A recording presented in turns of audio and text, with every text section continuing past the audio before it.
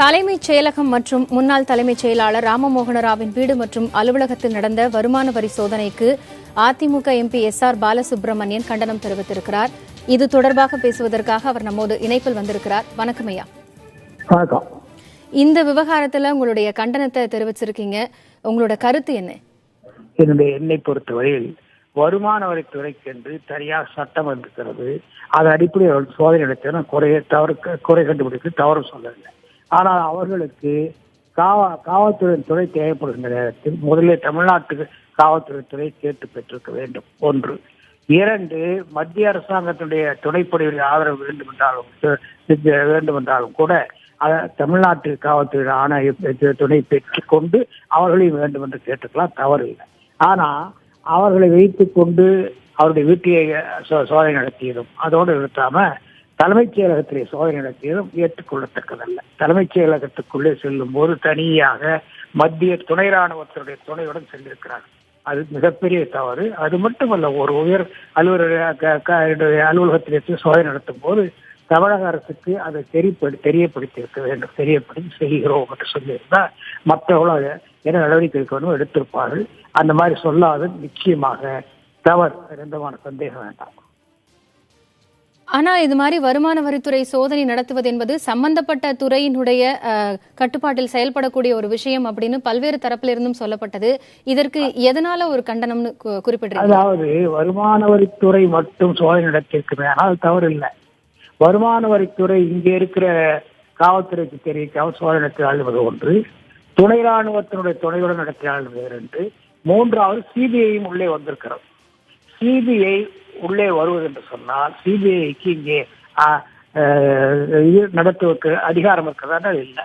CBI பொறுத்தவரையில் தமிழ்நாட்டில் அரசுகள் மீது எந்த நடவடிக்கை எடுப்பதாக இருந்தாலும் விசாரணை எடுத்துவதாக இருந்தாலும் தமிழக அரசுக்கு தெரிவித்து தமிழக அரசினுடைய அனுமதியோடு தான் அவர் செய்ய முடியும். அதுவும் மீறி அவர்களும் உள்ளே வந்திருக்கிறார்கள். ஆக பல ஒன்றுக்கு மேல் ஒன்று பல தவறுகள் நடைபெற்றிருக்கின்றன. அதுதான் ஆட்சேபனைக்குரியது தவிர தனிப்பட்ட முறையில் வருமான வரித்துறை சோதனையை நடத்தக்கூடாது என்பது என்னுடைய எண்ணமல்ல. அதை நான் சொல்லவும் இல்லை. ஆனால் யாருக்கு என்ன அதிகாரம் வருவது என்ன என்பதை உணர்ந்து அவர் சோதனை நடத்தி இருப்பார்கள். நிச்சயமாக அதை தவறு சொல்லியிருக்க முடியாது. ஆனால் இப்படி அவர் நடந்து கொண்ட விதம், தலைமைச் செயலகத்தில் அவர்கள் நுழைந்து யாரையும் கேட்காமல் எந்த கட்டுப்பாட்டுக்கும் இணையாமல் அவர்கள் வாட்டில் நடத்தியது நிச்சயமாக ஏற்றுக்கொள்ளத்தக்கல்ல. தவறான ஒரு முன்னுதாரணம். நாளைக்கு அது பெரிய தவறான முன்னுதாரணமாக மாறிவிடக் கூடாது என்பதற்காகத்தான் நான் சொல்கிறேன். ஐயா, இந்த வருமான வரித்துறை சோதனை நடத்தும் பொழுது தலைமைச் செயலகத்தில் தலைமைச் செயலாளரின் அலுவலகத்தில் நடைபெற்ற சோதனையின் போது தலைமைச் செயலகத்தில் முதலமைச்சர் ஓ பன்னீர்செல்வம் இருந்தார். அப்படி என்றால் இந்த விவகாரம் குறித்து தமிழக அரசிடம் தெரிவிக்கவில்லையா? தலைமைச் செயலகத்திலே இருந்தார், ஏதோ அந்த அறையில் இருக்கல. அவர் அவருடைய அறையிலே இருந்திருக்கிறார். தலைமைச் செயலகத்திலே சோதனை நடத்தும் போது எந்த அறையை நடத்துவதாக இருந்தாலும் தமிழக அரசுக்கு தெரியப்படுத்தியிருக்க வேண்டும். ஒன்று. அதை பற்றி எந்த தகவலும் இல்லை. என்ன செஞ்சாங்க, எப்படி வாங்கினா எந்த தகவலும் இல்லை.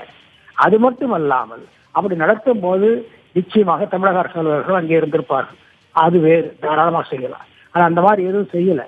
இது ரகசிய ராணுவ நடவடிக்கை போல அவர் நடந்து கொண்டது. குறிப்பாக துணை ராணுவ துணையை உள்ளே அழைத்து சென்றது இதெல்லாம் ஏற்றுக்கொள்ளத்தக்கதில்லை. அது தமிழ்நாட்டு காவல்துறையின் மீது அவர் நம்பிக்கை இல்லையா? அழைத்து சென்றிருக்க முடியாதா? தமிழகத்தில் இருக்கிற காவல்துறையும் அழைத்துக் கொண்டு அதற்கு மேலே துணை ராணுவ துறையை நாடி இருப்பார்கள். ஆனால் பெரிய குற்றம் கண்டுபிடிக்க முடியாது.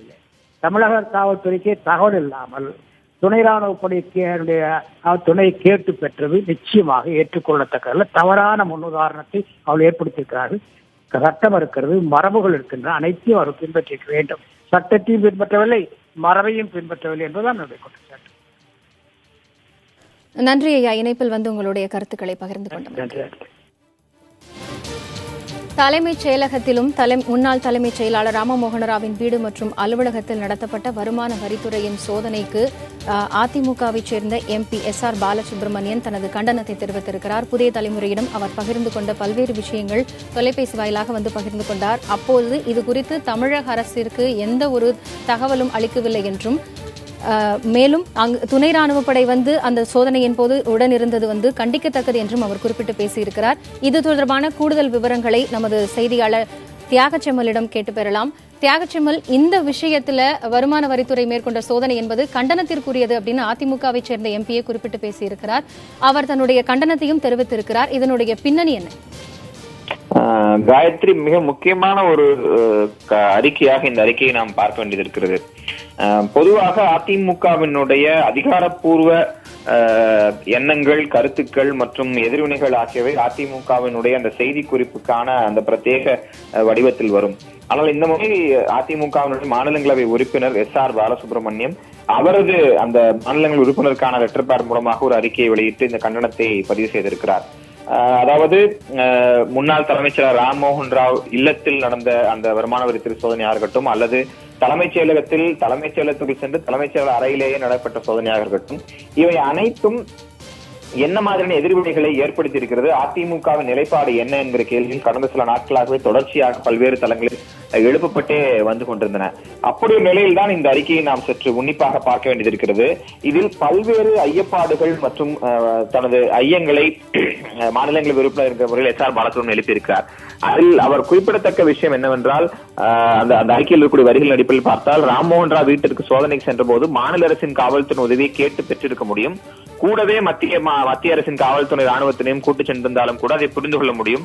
ஆனால் துணை ராணுவத்தை மட்டும் கூட்டிச் செல்வது ஒட்டுமொத்தமாக மொத்த மாநிலத்தின் நம்பகத்தன்மையும் அற்றது என்று அவர்கள் கருதான தோற்றத்தை அளிக்கிறது என்று அவர் தெரிவித்திருக்கிறார். அதாவது தலைமைச் செயலகத்திற்குள் மத்திய ராணுவம், ரிசர்வ் படை வந்ததாக இருக்கட்டும், அல்லது ராம்மோகன் ராவ் வீடு மற்றும் அவரது மகன் வீடுகளில் நடைபெற்ற சோதனையின் போது பாதுகாப்புக்காக மாநில காவல்துறை நாடாமல் மத்திய ரிசர்வ் படையை பயன்படுத்திய அந்த மரபு என்பது ஒரு புதிதான மரபு என்றும், இது மாநில காவல்துறையினுடைய செயல்பாட்டின் மீதான சந்தேகத்தை ஏற்படுத்தக்கூடிய ஒன்று என்கிற அடிப்படையில் அவர் தெரிவித்திருக்கிறார்.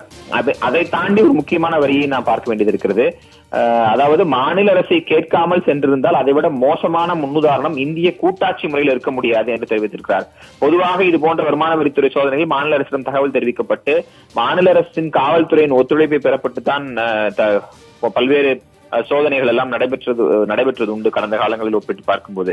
அப்படி நிலையில் இந்த முறை மாநில அரசை தெரிவிக்காமல் சென்றிருந்தால் அது இந்திய கூட்டாட்சி முறைக்கு எதிரான ஒன்றாக மாறி இருக்கும் என்று எஸ்.ஆர். பாலசுப்ரமணியம் தெரிவித்திருக்கிறார். இதில் நாம் இரண்டு விஷயங்களை மிக குறிப்பாக பார்க்க வேண்டியது இருக்கிறது.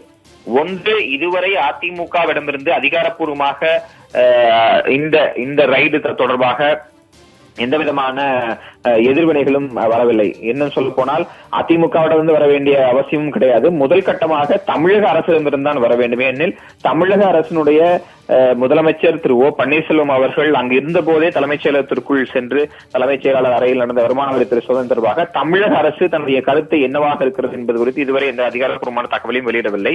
அன்றைய தினமே அதிமுகவை சேர்ந்தவர்கள் ஆளும் கட்சி என்கிற அடிப்படையில் பல்வேறு எதிர்வினைகளை ஆற்றியிருந்தார்கள். அப்படி எதிர்வினையாக மிக மூத்த நிர்வாகியாகவும் மாநிலங்களவை உறுப்பினருமாக இருக்கக்கூடிய எஸ்.ஆர். பாலசுப்ரமணியனுடைய இந்த அறிக்கையை நாம் பார்க்க வேண்டியது இருக்கிறது. நேரடியாக அதிமுகவின் அறிக்கை என்று எடுத்துக்கொள்ள முடியாவிட்டாலும் அதன் மாநிலங்களவை உறுப்பினர் என்கிற அடிப்படையில் அதிமுகவின் கருத்துக்களில் மிக முக்கியமான ஒரு கருத்தாக இந்த அறிக்கையை நாம் பார்க்கலாம். காயத்ரி, செம்மல், நீங்க இணைப்பிலே இருங்க. இதற்கிடையில் முதலமைச்சர் ஓ பன்னீர்செல்வம் தற்போது போயஸ் கார்டன் சென்று வந்திருக்கிறார். இப்படியான ஒரு சூழ்நிலை தற்போது நிலவி இருக்கிறது. தலைமைச் செயலகத்திலும் தலைமைச் செயலாளர் அலுவலகம் மற்றும் வீடில் வருமான வரித்துறை மேற்கொண்ட சோதனைக்கு மாநிலங்களவை உறுப்பினர் அதிமுகவை சேர்ந்த மாநிலங்களவை உறுப்பினர் எஸ்.ஆர். பாலசுப்ரமணியம் கண்டனம் தெரிவித்திருக்கிறார். இப்படியான ஒரு சூழ்நிலையில் முதலமைச்சர் தற்போது போயஸ் கார்டன் சென்று வந்திருக்கிறார். இது குறித்த கள தகவல்களை அங்கிருக்கும் செய்தியாளர் ரமேஷிடம் கேட்கலாம். ரமேஷ், தற்பொழுது முதலமைச்சர் போயஸ் கார்டன் சென்று வந்திருக்கிறார். இந்த அவர் சென்று வந்ததனுடைய சந்திப்பினுடைய விவரம் என்ன?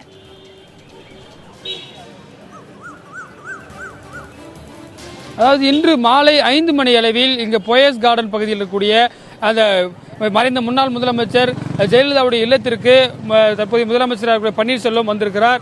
உள்ளே சென்று சசிகலாவிடம் ஆலோசனை நடத்தியிருக்கிறார்.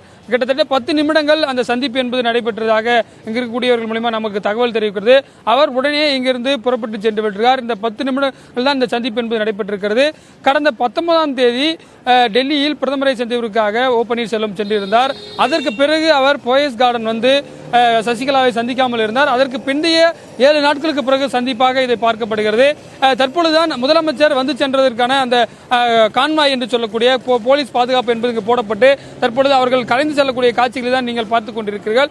அந்த அடிப்படையில் 7 நாட்களுக்கு அவர் கடைசியாக பார்த்தது அப்படின்னா 18ஆம் தேதி இரவு வந்து டெல்லி செல்வதற்கு முன்பு சசிகலாவிடம் ஆலோசனை நடத்திவிட்டு சென்றார். அதற்கு பிறகு 7 நாட்களுக்கு பிறகு இந்த சந்திப்பு என்பது நடைபெற்றிருக்கிறது. மறைந்த முதலமைச்சர் ஜெயலலிதா மறைவுக்கு பிறகு அவர் நாள்தோறும் கார்டனுக்கு வருகை புரிவதாக இருந்தார். தினந்தோறும் வந்து இங்க வந்து சசிகலாவை சந்தித்து ஆலோசனையில் ஈடுபட்டு வந்தார். அந்த டெல்லி சென்று வந்த பிறகு 7 நாட்கள் சந்திக்காமல் இருந்த நிலையில் அதிமுக பொதுக்குழு 29ஆம் தேதி கூட இருக்கக்கூடிய நிலையில் இந்த சந்திப்பு என்பது முக்கியத்துவம் வாய்ந்ததாக பார்க்கப்படுகிறது. காயத்ரி, ரமேஷ், இந்த சந்திப்பின் போது நீங்கள் குறிப்பிட்ட மாதிரி பொதுக்குழு வேற கூட இருக்கிறது வரும் 29ஆம் தேதி. அப்படியான ஒரு சூழ்நிலையில் இந்த சந்திப்பின் போது அது குறித்த விஷயங்கள் ஏதேனும் பேசப்பட்டிருக்குமா, அல்லது இந்த சந்திப்பின் போது என்னென்ன விஷயங்கள் பேசப்பட்டது என்பதெல்லாம் தெரிய வந்திருக்கிறதா?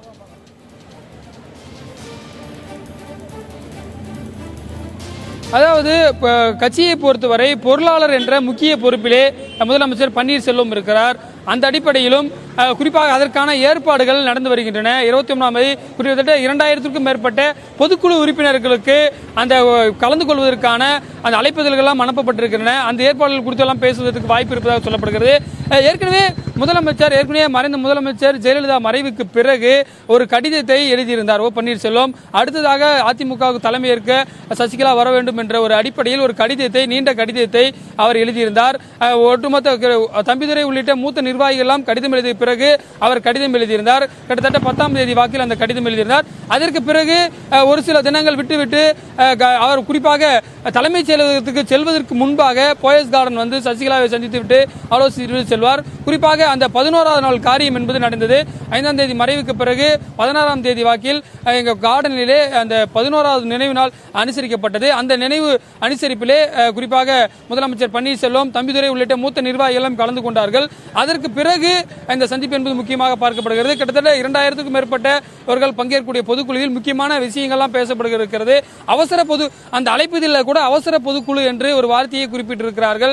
அதிலே முக்கியமான விடயங்கள்லாம் எடுக்க வேண்டியதாக இருக்கிறது. குறிப்பாக அதிமுக பொதுச் செயலாளராக இருந்த முதலமைச்சர் ஜெயலலிதா அவர்கள் மறைந்ததை அடுத்து அந்த பதவிக்கு யார் வருவார்கள் என்ற ஒரு பிரச்சனை தற்பொழுது இருந்து வருகிறது. அந்த அடிப்படையில் அதை தேர்வு செய்யக்கூடிய அந்த சூழல் இருக்கக்கூடிய நிலையில் இந்த சந்திப்பு என்பது முக்கியத்துவம் வாய்ந்ததாக பார்க்கப்படுகிறது. அதிமுக பொதுக்குழுவுக்கு ஒரு சில தினங்களே இருக்கக்கூடிய நிலையில் அக்கட்சியுடைய பொருளாளர் கூடிய ஓ பன்னீர்செல்வம் சசிகலாவை கார்டன் நிலையத்தில் சந்தித்திருப்பது முக்கியத்துவம் வாய்ந்ததாக பார்க்கப்படுகிறது. காயத்ரி, ரமேஷ், முதலமைச்சர் டெல்லி சென்று வந்த பிறகும் அதற்கு இடைப்பட்ட இந்த நாட்கள்ல பல்வேறு விஷயங்கள் நடந்திருக்கின்றன. அப்படியான ஒரு சூழ்நிலையில் இந்த சந்திப்பு முக்கியத்துவம் வாய்ந்ததாக பார்க்கப்படுகிறது என்று குறிப்பிட்டிருக்கிறீர்கள். பொதுவாக இந்த சந்திப்பு குறித்து அரசியல் வட்டாரங்களில் நிலவக்கூடிய கருத்துக்கள் என்ன?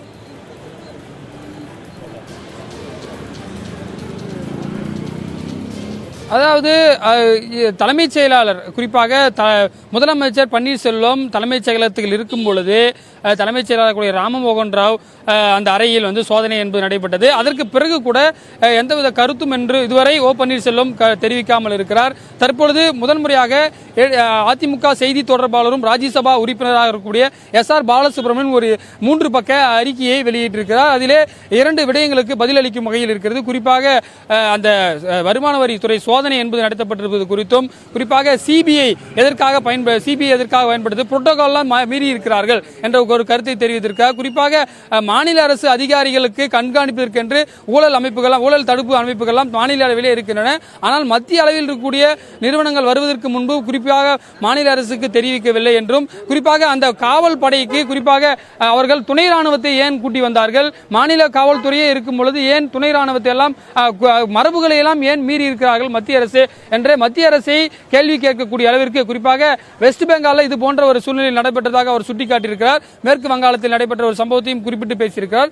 அது மட்டுமில்லாமல் மற்றொரு அந்த அறிக்கையிலே குறிப்பிடப்பட்டிருக்கிறது, திமுக பொருளாளரும் எதிர்க்கட்சி தலைவரும் ஸ்டாலினும் கடந்த சில தினங்களாக விட்டிருக்கக்கூடிய அறிக்கைக்கு பதில் சொல்லக்கூடிய வகையில் இருக்கிறது. குறிப்பாக தமிழகத்தில் இருக்கக்கூடிய பல்வேறு துணைவேந்தர்கள் சசிகலாவை கார்டன் நிலத்தில் சந்தித்து ஆறுதல் கூறியிருப்பது குறித்தும் அதற்கு நடவடிக்கை எடுக்க வேண்டும் என்று ஸ்டாலின் ஒரு கோரிக்கை விடுத்திருந்தார்.